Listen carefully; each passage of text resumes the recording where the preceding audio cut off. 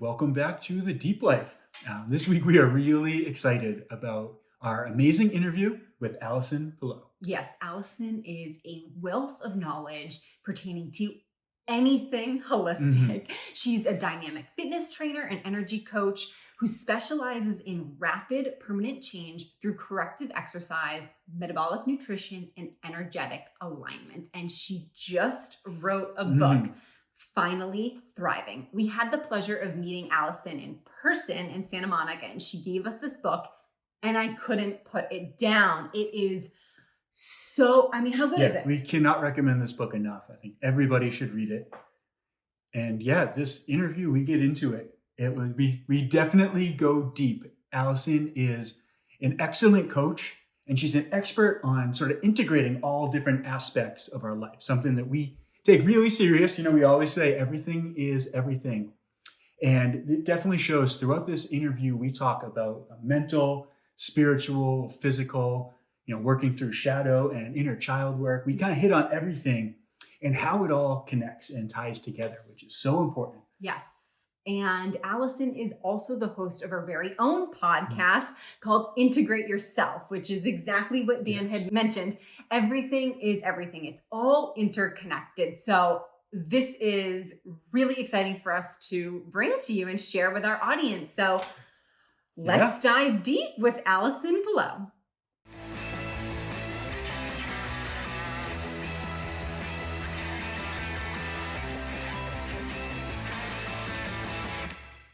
Well, hello, everyone, and welcome to this episode of The Deep Life.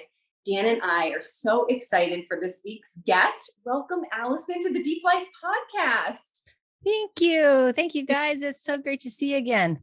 Yes, I know we had a lovely meeting in Santa Monica where we talked all things holistic health, and we're really going to dive deep today Mm. into everything. And during that meeting, we had you give us your Finally Thriving book, which is going to be the majority of this conversation because when I tell you I binge read it, like, you know how you can binge shows on TV, Netflix, or Hulu? I couldn't put your book down. It Oh, just wow. resonated so much. Every single person in this world should have a copy Mhm. of the book because it's Oh, thank you. it's amazing. And I can't wait to dive deep. So let's Yeah. get Let's do into it. it. So Yes. I really want to talk about the title of the book, Finally Thriving, because it hits home for Dan and I. And within the book, you mention how humans, our nature, our kind of design is to thrive.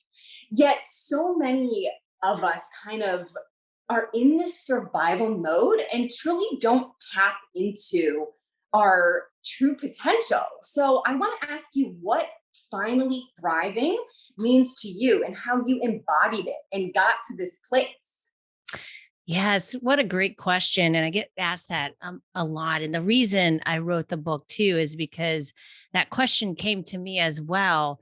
And I realized that thriving, first of all, thriving means different things to different people. I just had a book signing and that question came up and we explored that together. And I realized, yes, it means so many different things to so many people.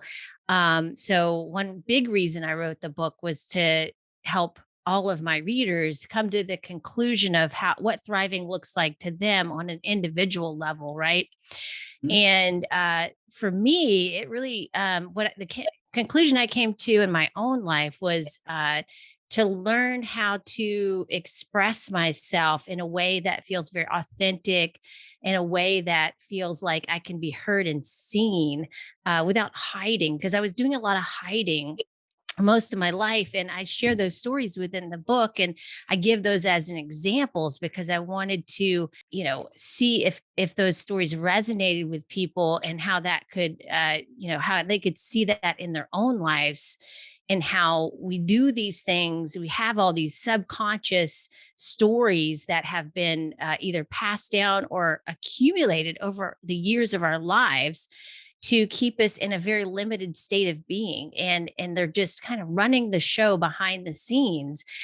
And that was what was happening for me. And so I discovered that in order for me to really feel like I was thriving, it wasn't just about the food, it wasn't just about exercise, although those were very important foundational aspects that I needed to address. It was then taking it a step further and really visiting my stories, and resolving the trauma around those stories so that I could show up as myself. I could express myself in any moment and feel really great about it, not having to think too much about it or having to edit myself or doing the dance that I was doing before around it, just showing up and being me. And that felt really, really amazing. It felt like I have so much energy now to do the things I love to do. I also have cleared space in my energy field so that I can do more now, because before I had these limiting stories. So now I'm able to take on many more projects that really light me up and that I really want to do, but I hadn't been doing before. And so, we, like myself, like I put all these limiting stories on myself about how, I couldn't do all these things, and because I didn't want to deplete myself, but the thing was that I discovered is that I was depleting myself because I was creating all this busyness and all these distractions in my life that were taking away so much energy that I could be using to express myself the way I wanted to. So for me, thriving is really genuinely expressing myself in the moment how I want to, in a creative way. Oh my gosh, Mhm. I love it. And that resonates so much with both of us. And I think we kind of are going through that right now too, as well. Our like years are probably just a little bit off from yours, because I don't think Dan and I, either of us would be in the place we are now, having kind of like that awareness of, who we truly are, tapping into the potential that we can be, without the foundation of health, wellness, and fitness and food and stuff, eating, Yeah, moving your body, getting out in nature, breathing correctly, sleeping, all of those little healthy habits have just perpetuated us forward into tapping into the subconscious and those programs and the agreements that we made, or even didn't really make, just accumulated through society and through, religion and friends, family, places, movies, TV. It's just absolutely. constant information overload, and it's stripping away those masks, really. You talk about Don Miguel Ruiz and the Four Mhm. Agreements in there, which is just a huge book that kind of transformed our lives. So like I said, Yeah. the similarities and the stories that you told in there were just Mhm. tremendous. Thank you. Yeah, a Yeah. lot of those, and a lot of the books I'd come across over the years were, just things that were, you know, uh, uh, things I had read, but it was like I asked myself, have I truly integrated this Mhm. information? It's like great information, and it's foundational for everybody. But I was like, well, everybody, so many people have read this stuff, so many people know these things, but do we have a book about how to integrate it? Because it's just an idea, it's just information until you live it, right? Absolutely. Absolutely. Yeah. Oh, sorry. Go Well, I ahead. was just saying, I feel like I've been on that treadmill for so long of just like acquiring knowledge, being obsessed with Yes. knowing things, but then exactly what you said, like not really embodying them. Right. Right. Exactly. I do really appreciate that about your book, that you break up in literally the most complex thing in the world, like human life, life in general, into such simple things. And each chapter is like you could just go through and pick a chapter and read it, Yeah. and you get a really good message, and more importantly, you get the action steps and like how to embody that and put it. So I really appreciated that. Yeah. Yeah, that was my intention, is to help people, not so much with all the information, because I felt like we had gotten so much information but we weren't actually using it. So I wanted to give people an experience of how to integrate that into their lives in a very mindful but fun and joyful way, Yeah, absolutely. When I said, "Oh, Dan, go ahead," I was literally going to say your book has these action steps, which are almost just as important as the information that you're given, because it's almost like I wish I had this book, 10, 15, 20 years ago, because I Yeah. Do you know what I mean? Like, and Yeah. that's, we do what we do now because we try to be the voice of, our younger selves, our inner child that needed Yeah. that. And you get into that, how to, embrace your inner Mhm. child and, let them kind of play and be who they are because they're really dictating the show. And a lot of people just don't even know that they have an inner child or have a shadow or an ego, Right. really. Mhm. So talk about that. Like, how did you get kind of the knowledge of all these things?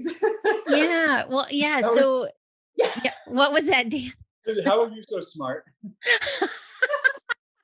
Well, it's called life experience.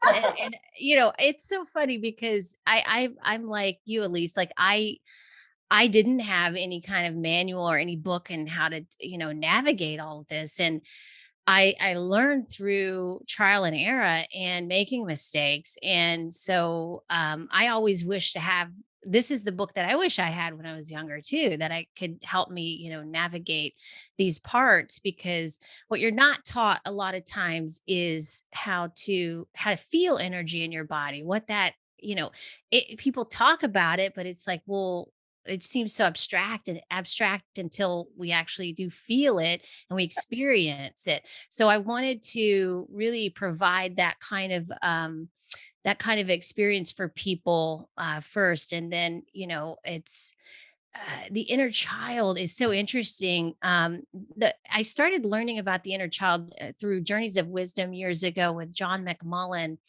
and then I started to train with Roseanne Grace, and she taught me how to approach the inner child in a more nurturing way. And to me, that I feel like that feels like such a much better approach to do that, because first of all, we rarely connect with our inner child as adults because we're now adults, and we're okay, that's the past is behind us. We're supposed to be serious now. We're supposed to take life seriously.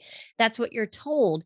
And it's totally wrong, because with that, when you start doing those kinds of things, you start to um lose your curiosity for life, and you act like, and it's like now you're supposed to know everything. Like, whoever said that, as when you become an adult, you're supposed to know everything. That's Yeah. ridiculous.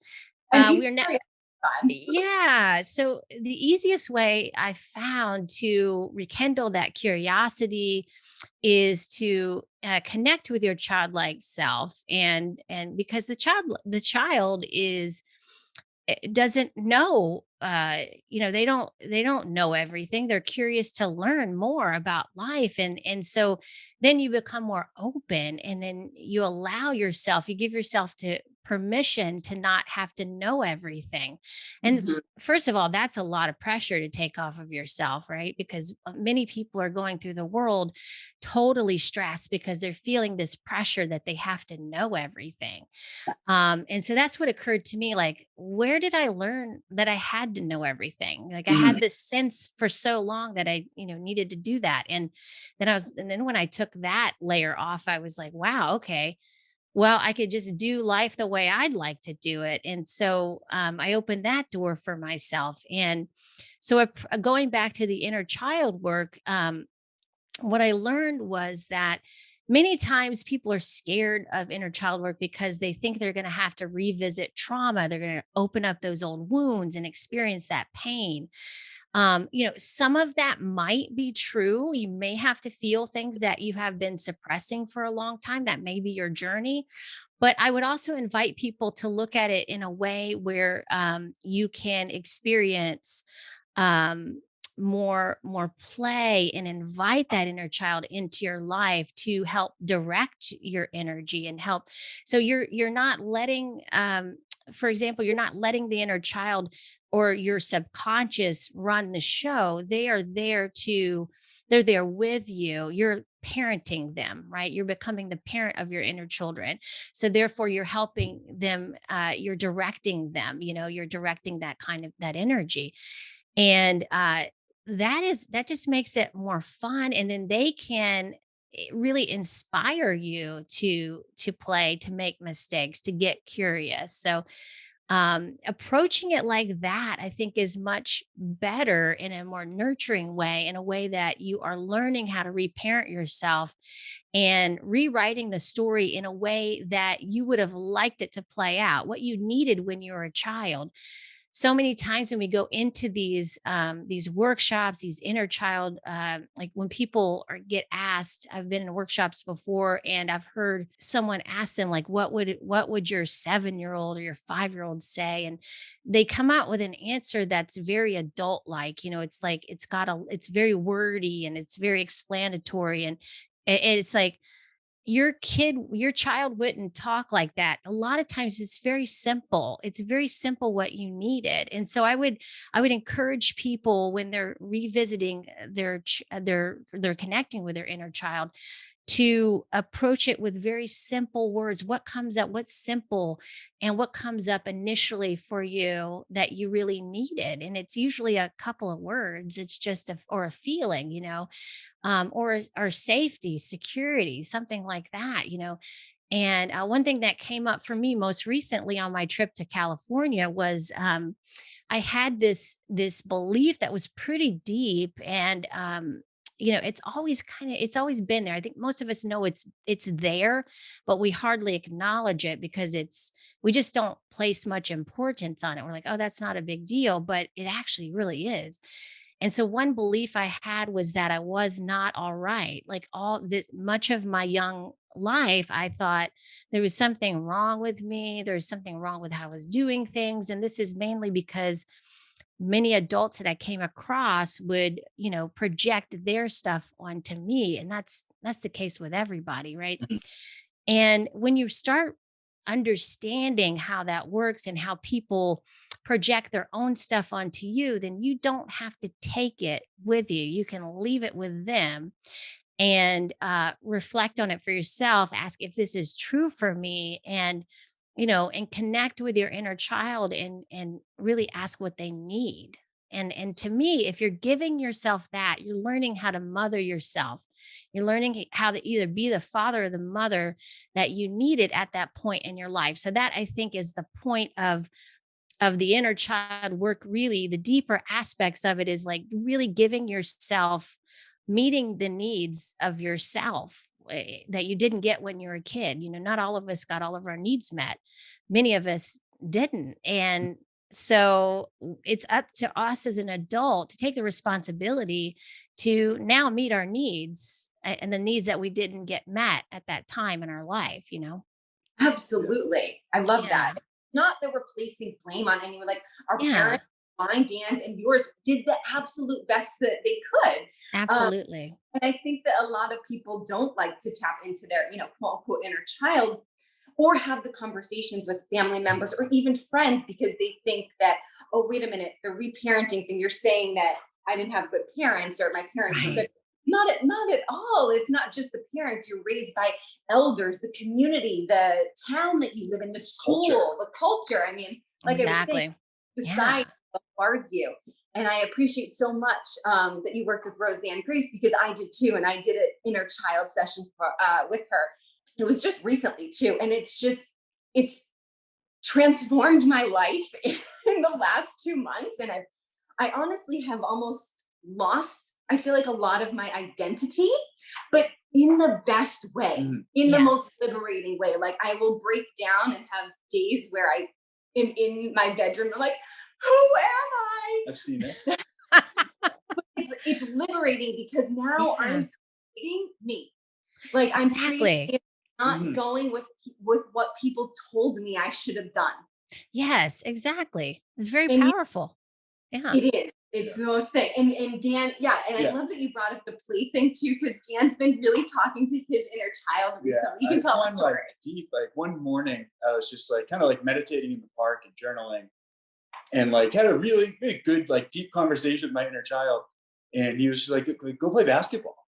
And I was like, I'm going through a tough time. And I hadn't, like, I loved basketball growing up. And then it had been probably 8 years since I played, or probably even, maybe even more, 8 to 10 years. And I just hadn't been playing. So like the next day I went out and bought a basketball, and I've been just like going to the park and playing Yeah. basketball. And it feels so good, so liberating. That's And how I, simple it can be, right? yeah, that's exactly, it's like, example of what you were saying before, where it's like people want to like create this inner child that has like the adult voice, and like no, like Yeah. like pretend you're a superhero, play basketball, climb trees, like wow, Exactly. but That's it's the so key, fun. like of discernment there is like, is it really complex? The answer you're getting, that you're not talking Mhm. to your inner child, that's not them. Yeah. Amazing. I want to talk a little bit about energy in the body because you Okay. talk Yeah. how it's so important. And we didn't grasp this concept until a couple years ago too, that energy, we are energy, and Mhm. energy doesn't die, and it's stored, it's passed down from generations, past lives.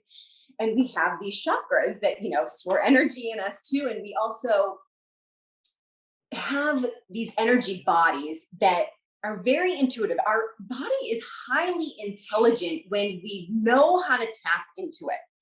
And Yes. there's a chapter in the book where I forget the title of it, but it's where you're talking about your spine and how you threw your Right. back out, where there was like, it was very traumatic in your life. It was like around like 2008 or 2009. You were still living in Atlanta and the stock market had crashed or something. And you basically lost everything, not to give the book away, but it was almost a wake up call for you.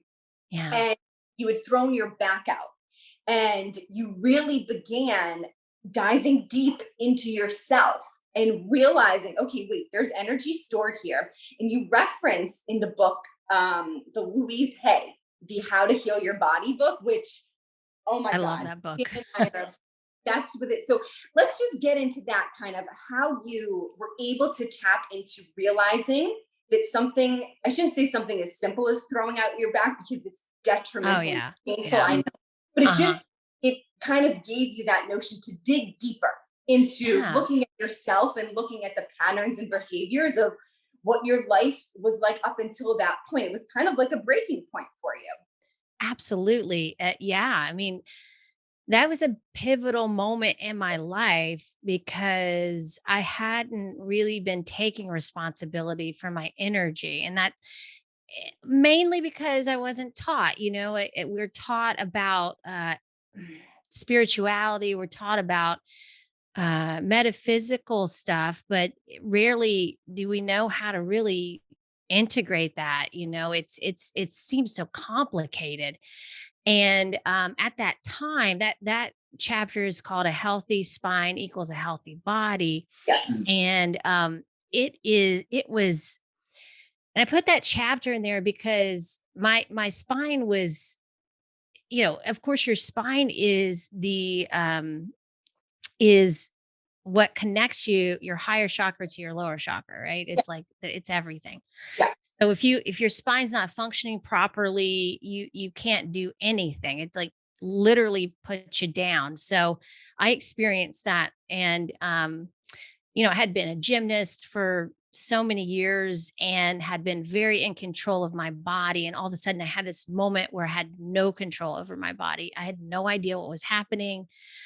It was very scary. And what I realized was that, and I'll also say that the body is the most dense part of your energy. So the body is going to be really the last part that integrates and embodies the energy that as you shift. So sometimes it can involve a restructuring. Sometimes it can involve pain. And that's what I experienced with my back. I found myself on the sofa, not even able to get up and go to the bathroom. And this was after we had gone through a bankruptcy. It had been after the 2008 crash, the housing market crash. We had a bunch of investments in houses because we were developers at the time too, and I was also a trainer. And so we failed miserably. At the time we felt we failed miserably with that because we had we the timing of it was just, we it ended up being that we lost everything. We could have like made a lot of money or just lost everything, and we ended up losing everything, just the timing of it all. So I felt, we felt like we were failures financially. It was my first lesson in taking responsibility with my finances. And then I had to also look at the fact that I was a trainer and my back is going out. And I'm like, wow, I feel like a failure there too, you know? Oh gosh, yeah. So I Double. was double whammy. So I was like, well, okay, I need to look at this deeper. There's some deeper aspects of this. And of course, it took me years after to start to put these things together. But I then that got me to think, okay, well, I need to connect with my energy body and not try to just do all this stuff physically, because the physical stuff and the doing is very important. And I'm really good at that. But I wasn't doing my energetic work, which was, clearing my energy, learning how to clear my energy, and then setting intention and purpose behind what I'm doing. And and then so again, it's like I was going through an energetic shift, and so yeah, it makes sense that my body was wanting to change with that too. And so that's another thing. It's not always when we get into an injury or something like that happens to our body, it doesn't always mean that things are going downhill. Sometimes that can just be a wake up call for you. Most of the times it is, as you guys probably know through people that who are or experience disease or injury, it usually is a shift in their consciousness after that. It's usually a wake up call to slow people down to see what they're not seeing. So that's what it felt like for me. And so after that point, I not only took the responsibility of learning how to take care of my spine and learning, taking the steps to heal myself, I also took the steps to heal myself on a spiritual and energetic level. So that's why I put that in the book, because I wanted people to know that it's not just about the steps taking that you're taking physically are very important too, but it's also very important to start to explore and examine yourself on the energetic and spiritual level. What are you not giving yourself? Haven't you learned that you need to learn at this point about yourself? And so for me, it was about money, and that all relates to the base chakra. And it was about financial security and safety. And that was the L5. It was right in that area. So I realized that I need to work on my money relationship, Mm. you know? Yeah. Everything is everything. You can't Yeah, you can't avoid one thing, or put something off and expect everything else to be happy and yeah, working together. But exactly. And there's no shame or blame about it. It's just that we just don't know until we know. Mhm. And these all bring us to these places in our lives. And some people just keep going through the back issues or whatever, the physical ailments until they learn or they don't learn. But for me, I was like, I don't want to do this anymore. Like, this is not fun. Yeah. Important thing to recognize that, like, nothing is inherently good or bad. It's all just Right. lessons and opportunities. And you took a terrible situation from the outside looking in and turned it into something beautiful, and kind of change the trajectory of your life from there. And I think with Yeah. all of things, with any injury, like you said, with like diseases, it's an opportunity to make changes. It's your body asking for help, in some way or another, and trying to get your attention. If you can listen. Yeah. And I think I wanted to bring it up simply because, if I shouldn't make assumptions, but I'm gonna assume that if it had happened to like the majority of people throughout their back or something, they would just not think twice about it and run to either get pain medication or have back surgery. But yeah, Yes. my point is like that energy is still in there and it's just gonna manifest in a different way. So that's whether you Mm. throw your shoulder or you get a concussion or you get into a car accident or something. It's the universe telling us, it's our innate true nature to tap into what the body is saying because as Paul Chek would say, right, pain Yeah. is teacher. Absolutely. Yes. And And I so yeah, never really understood that until I experienced it. I was like, oh, okay. yeah, Yeah. absolutely. And I had brought up the Louise Hay book because you also give great affirmations in the book to love yourself. It's what it is. It's Yeah. instead of looking for external validation and love from others and other people, which we all do, right? It's just ingrained in us that Yeah. we want to be loved. It's another example of that cultural programming and conditioning. But Yes. really has to start with inside. And I love the affirmations you give, because there are some that I don't say to myself. So I wrote them down already, but I went through Louise Hay's book and literally went back through every single thing I could think of since I was like a baby, and wrote down every, kind of like the autoimmune diseases. Like I had colic as a baby. And I Yeah. looked at the patterns that were going on. And then I looked at the affirmations that she gives. And especially in my younger years, it was all about safety and security. Because grew up in my parents divorced before I was one, and my mother was a single mother. So it was very chaotic. Right. Right. And then taking it kind of further to a little of the ailments that I'm going through now or have gone through over the last couple years, it's like more shoulders and hip pain. And it's all about balance and loving myself. And it's like, oh my, Yeah. the themes, once you are able to recognize that, it's Mhm. kind of easy. I shouldn't say easy, but it becomes more apparent where you can work on yourself. Absolutely. Yes, yes, exactly. And it's one of those things that's really interesting because I would include myself in this category. Like I would many people are we're in a physical reality and we do things and things happen. It's a cause and effect kind of thing, or it has been until about now, things are changing. Yeah. But I think we're getting an opportunity to see the things behind the scenes that you can do energetically to really shift a reality more so than we ever have before. I didn't really put enough time and effort into that kind of thing. Actually, it takes really not that much effort. Like as you're saying, Elise, it really is not that hard. But we don't place importance on that. We don't prioritize those things because we are not prioritizing time with ourselves. So if you just prioritize or devoted some time to yourself to work on your energetic alignment, things would come together much quicker.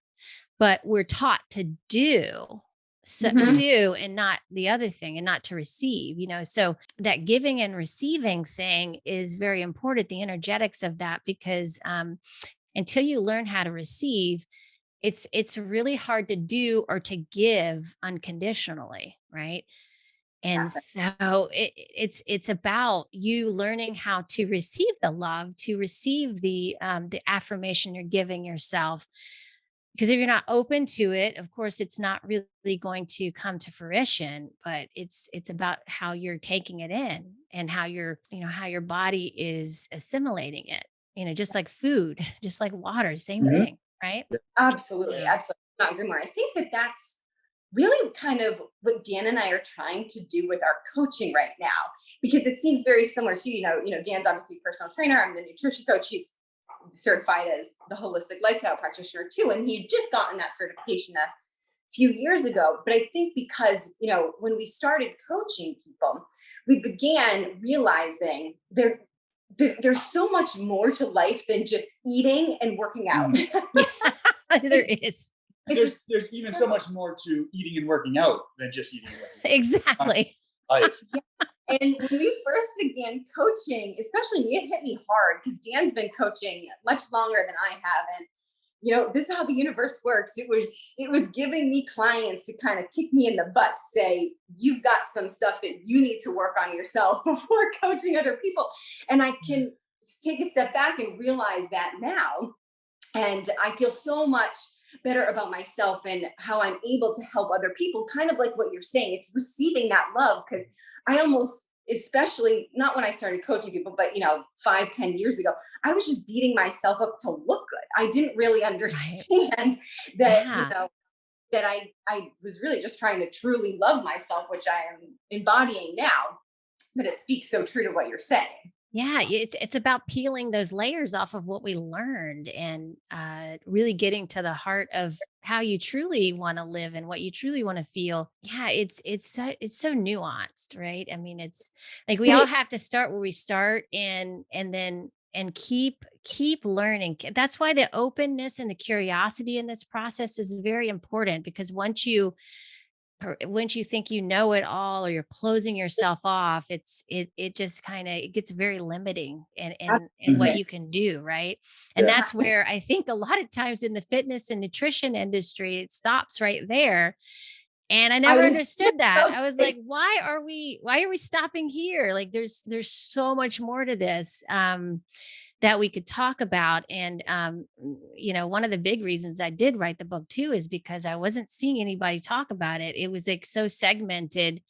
And I can understand that to some extent because I think some people can only focus, in marketing too, they teach you to focus on one thing but life isn't like that. And so I was like, how am I going to do this? How am I going to, put this this spirit how am I going to like show people how to bring their spiritual and their physical together in this book? Like nobody usually does that. Yeah. And so I attempted to do that in this book because I thought, hey, this is my experience, I might as well share it and stop pretending like that this energy body is not important or doesn't matter or something we just think about when we're being spiritual. It's happening all the time. And so and of course being in fitness and nutrition, you guys know that when you're working with people there's a lot of emotions involved, there's a lot of past trauma that's involved with food. I mean, food is working with people with nutrition is one of the most triggering things for people. Food is incredible. It's an incredible emotional trigger for people in many ways. And so I was like, it's not about the food. It's not about what you're eating. It's about how you're eating. It's like how, and so let's look at that. And so that's what brought me to just putting this on the table for people because I was like, if we don't start talking about it, then people are always going to be kind of they're always going to be in this mode of giving up on themselves and yeah, just and not ever finding the joy in the fitness and the nutrition because there can be a lot of joy in it. It's just that you have to explore what that joy looks like for you within that realm. It's there's so many people with all these opinions about the right way to do it. And I don't have all the answers for people. It's up to them. I know what works for me. I know what works for my clients as well as I guide them through the process, but really ultimately I wish for them to discover what works best for them. absolutely. Because we're all unique Yeah. and different. Yeah, someone's going to do one thing and it's going to work great for them, and then someone else is going to maybe try and it's not as doesn't come to fruition in the way that they wanted. It's really trial and error. Absolutely. Yeah, what is you guys experience with helping people with the deeper aspects of the nutrition and fitness Yeah. coaching? So for me, I don't know. I just began publicly speaking about this last year, but I had a severe eating disorder for nearly 12 years. So when I began coaching 2 years ago, it was a big trigger for me because I had changed my perception on food so much that I wasn't realizing that I was projecting myself onto my clients.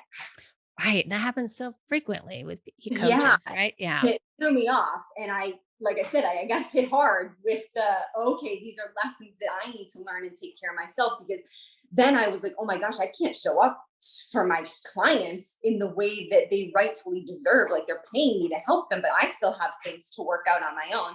And I mean, luckily, like Dan knows just as much about nutrition and can talk in that sense. So he kind of took over for a little bit while I got my kind of head straight, and I took a step back and realized I almost want it to be more encompassing. That's why I'm doing Yeah. more the holistic Mm. lifestyle, because I can't compartmentalize it anymore.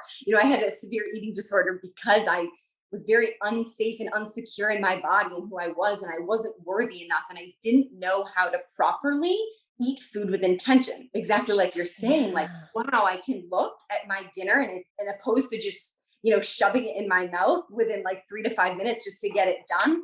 It's like I can take my time, and I'm realizing that this is a part of me going into me, because we all come from one thing. And I give thanks and I bless my food for every single thing, every single meal that I have, because I know that the energy from the food is also becoming me.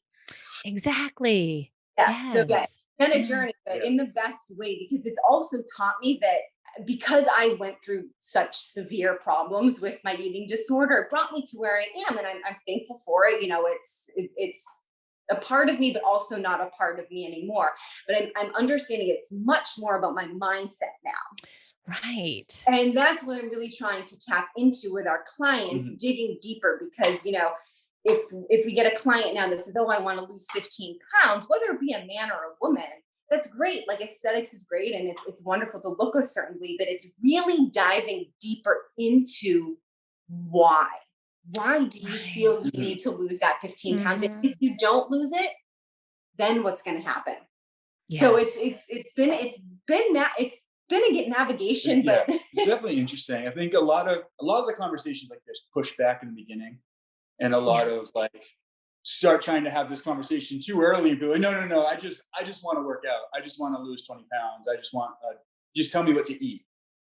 But I think kind of slowly, as you work with people, you can start changing the conversation a little bit, and like Elise said, just kind of keep asking why. Well, why do you want that? Why do you want that? And we're realizing too, people are beginning to open up. Same thing with us. Like, I just wanted to work out and eat healthy, and then when I did, it made me feel better. Which is kind of where the deep exploration goes, because when you're pumping your body, kind of the busyness in your lifestyle, like we all do, you reference it, you keep yourself busy. You're not hearing your own thoughts, but that's very true. Teacher, right? So if you're thinking one thing for a really long time and just putting it aside and not, tapping into it, it's just going to keep coming. That's going to manifest in, a certain way. So it's been a journey for sure. Yeah, that's amazing. You guys are doing some great work. And so like you said, Elise, the busyness is definitely a trauma response. And it's a way people stay in survival mode. And and so the thing that I am talking about in the book is that, like we began this conversation, thriving is really not just getting out of their survival mode as what we've been taught, but there's an aspect of survival mode that is very subtle, and it's about your subconscious.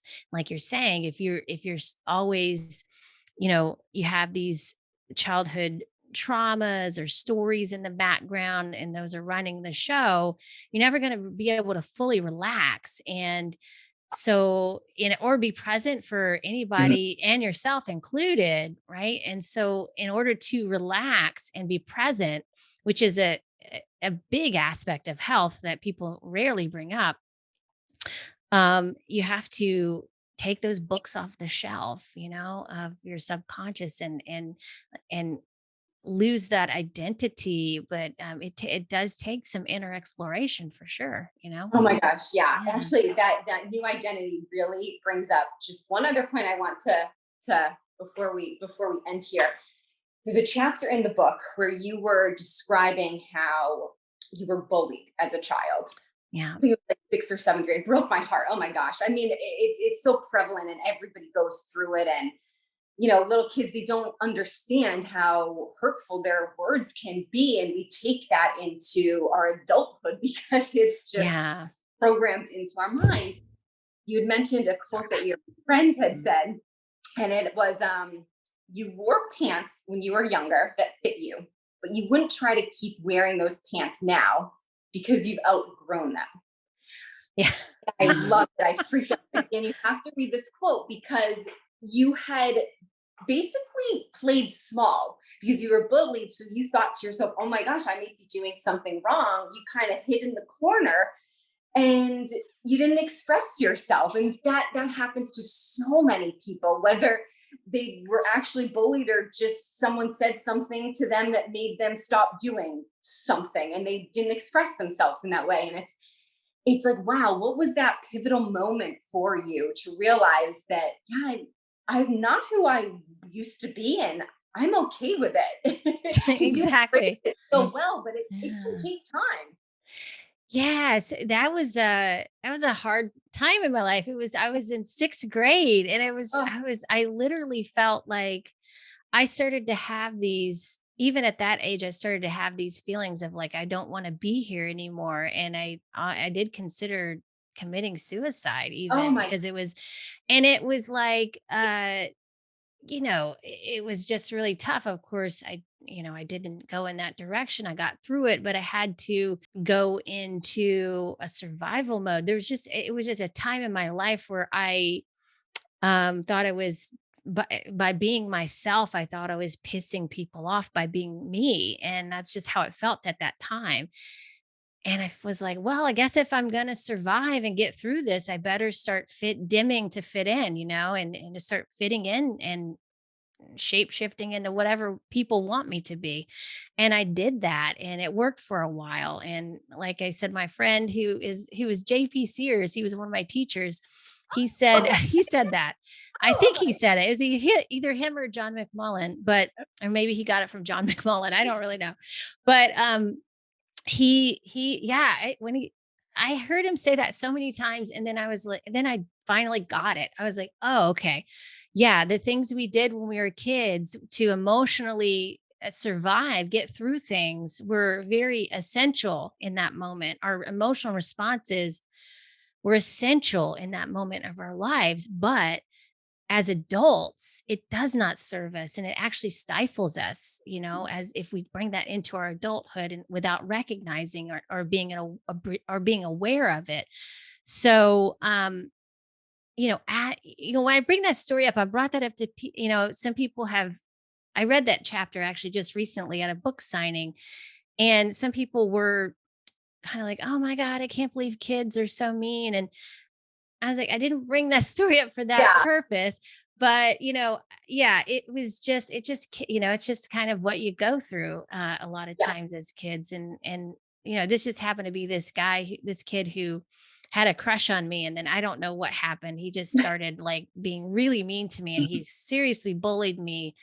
Um, like it was ridiculous. I don't know what happened, but that was a terrible experience in my life. But it just, as an adult, I realized, wow, okay, this is when it happened. This is when that the switch flipped here for me. What I did to get myself back into my true authentic self was to remember how it was when I was 5. I didn't give a shit. I didn't care.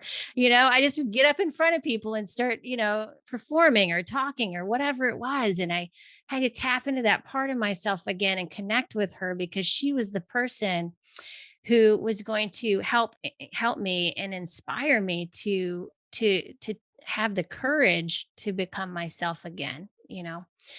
So that was what really worked for me. And once I connected with my 5-year-old, she was like, okay, let's go. That's good. We're No, ready. Yeah. I love that. Yeah, I think that I've just really going through like the death and rebirth stage of who we are. And it's kind of like a cycle. And, you know, I think because I'm certainly a people pleaser, I'm getting better at setting, boundaries.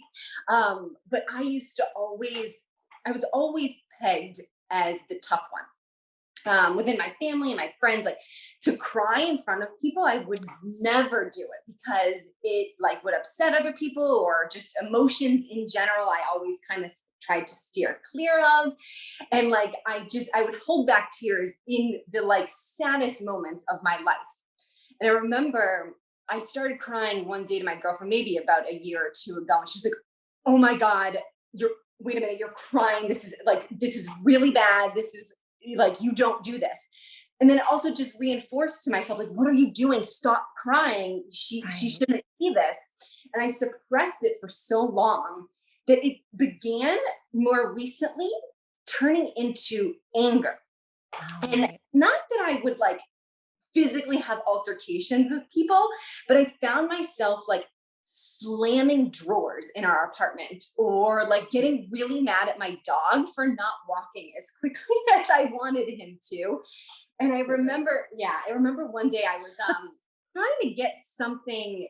I I think my coffee, this is what happened. My coffee grinder, I was making coffee in the morning. My coffee grinder had gotten stuck. It's a big one, and you press like a button that grinds the whole coffee beans, and it was stuck. And there's a trick I use where I use like one of those big wooden spoons that you saute veggies with. If I put that on the button that grinds the coffee, it usually grinds the coffee fine. This is an old coffee grinder. We're getting a new one. But I remember it wasn't working when I was trying to put the wooden spoon on. And Jan wasn't home at the time. And it wasn't working. And I remember slamming the wooden spoon down on our kitchen countertop so hard that it broke in half.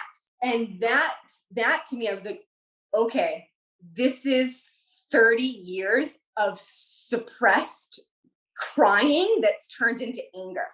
And I was so embarrassed with myself, and I was so happy that Dan wasn't home, even though I told him when he got home. But I had dimmed myself to not emotionally respond because I was afraid of how others were going to take it. And I only in turn hurt myself. Yeah. And so the journey, like this happened maybe a year ago or something, I probably cry almost every day now. It's very healthy. And it's the most liberating thing. And Roseanne Grace's, inner child really helped with it too, because and my inner child was pissed, and there were many of them. Yeah. Because like she had enough of people walking over her, enough of people pleasing, telling what to do, trying to fit in.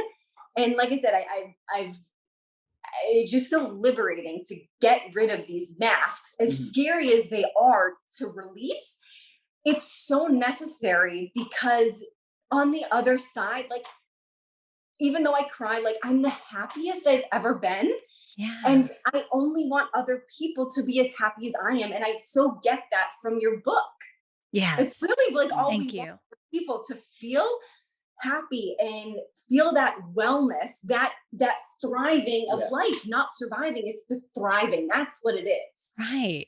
And it's our most natural state, Yes.